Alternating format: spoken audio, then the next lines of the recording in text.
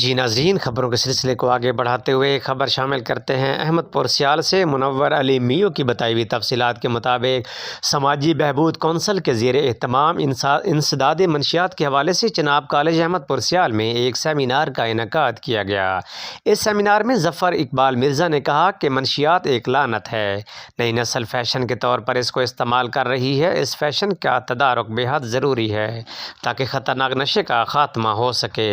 Doctor Asif ابرار نے منشیات کے علاج و معالجہ اور انسانی جسم پر مضر اثرات بارے تفصیل سے آگاہ کیا۔ پرنسپل چناب کالج غلام عباس بخاری نے کہا کہ ہم نے کالج کی سطح پر ایک انسداد منشیات کے حوالے سے ایک کمیٹی تشکیل دی ہے جو منشیات کی روک تھام کے حوالے سے اسپیشل اقدامات اور مانیٹرنگ کر رہی ہے۔ سیمینار کے اختتام پر اسسٹنٹ کمشنر چودھری دلاور چدھر کی سربراہی میں واک کا اہتمام کیا گیا، جس میں کالج کے طلباء، سٹاف اور سماجی بہبود کونسل کے عہدیداروں نے شرکت کی۔